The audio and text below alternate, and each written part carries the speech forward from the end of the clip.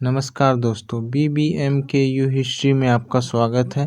आज हम MJ16 के इम्पोर्टेंट क्वेश्चन पर डिस्कस करने वाले हैं।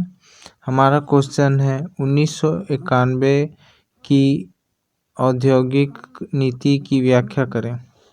1991 की औद्योगिक नीति भारत की आर्थिक नीतियों में से एक ऐतिहासिक परिवर्तन का प्रतीक है। यह नीति 24 जुलाई 1991 को भारत सरकार द्वारा घोषित की गई थी।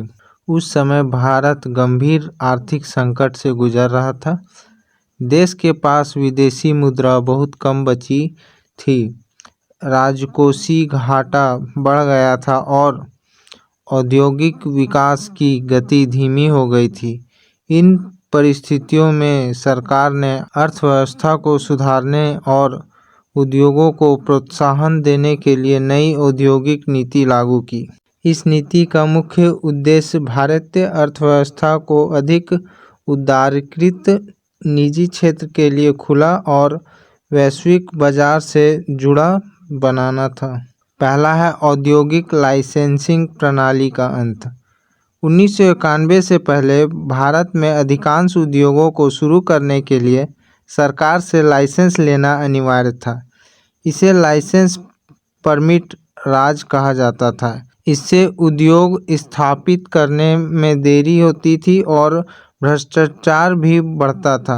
इस नई औद्योगिक नीति से अधिकांश उद्योगों के लिए लाइसेंस प्रणाली को समाप्त कर दिया गया। केवल कुछ महत्वपूर्ण उद्योग जैसे रक्षा उपकरण, परमाणु ऊर्जा, खतरनाक रसायन, रेलवे, परिवहन को ही लाइसेंस प्रणाली के अंतर्गत रखा गया। इससे उद्योगों को स्वतंत्रता मिली और नए निवेश को बढ़ावा मिला। दूसरा है सार्वजनिक क्षेत्र की भूमिका में कमी। 1991 से पहले कई उद्योग केवल सार्वजनिक क्षेत्र के लिए सुरक्षित थे। सरकार ही इन उद्योगों को संचालित करती थी। नई नीति के तहत सार्वजनिक क्षेत्र के लिए सुरक्षित उद्योगों की संख्या 17 से घटकर 8 कर दी गई। इससे निजी क्षेत्र को भी इन क्षेत्रों में काम करने का अवसर मिला। साथ ही सरकार ने कुछ सार्वजनिक उपक्रमों में विनिवेश की नीति अपनाई, जिससे उसकी कार्यक्षमता बढ़ने और सरकार को आर्थिक बोझ कम करने का प्रयास किया गया। तीसरा है विदेशी निवेश का प्रोत्साहन। नई औद्योगिक नीति का एक महत्वपूर्ण उद्देश्य विदेशी निवेश को आकर्षित करना था। कई उद्योगों में प्रत्यक्ष विदेशी निवेश FDI को अनुमति दी गई। कई क्षेत्र में विदेशी कंपनियों को 51% तक निवेश की अनुमति दी गई। इससे भारत में पूंजी, नई तकनीक और आधुनिक प्रबंधन प्रणाली का प्रवेश हुआ।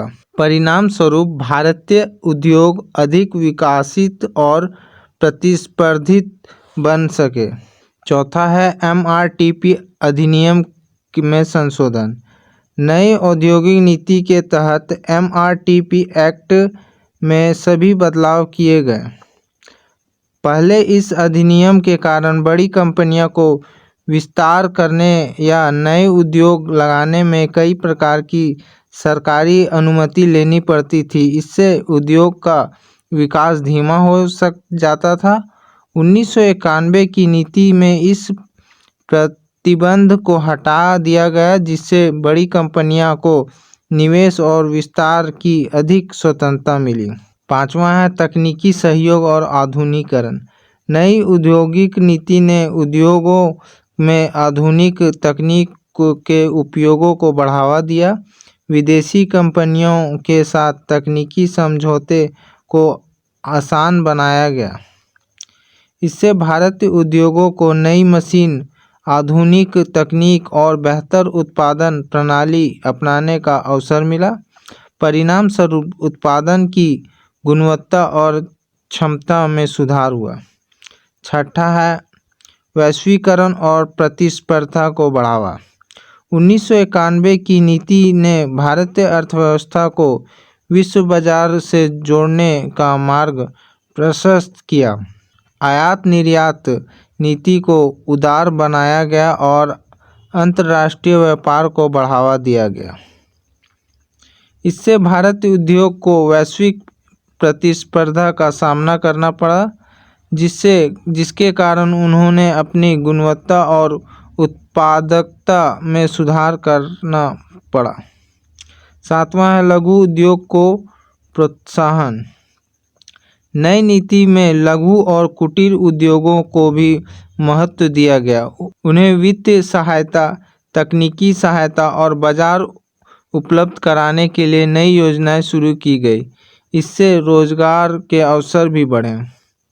निष्कर्ष, इस प्रकार 1991 के औद्योगिक नीति भारत की अर्थव्यवस्था में एक महत्वपूर्ण मोड़ साबित हुई।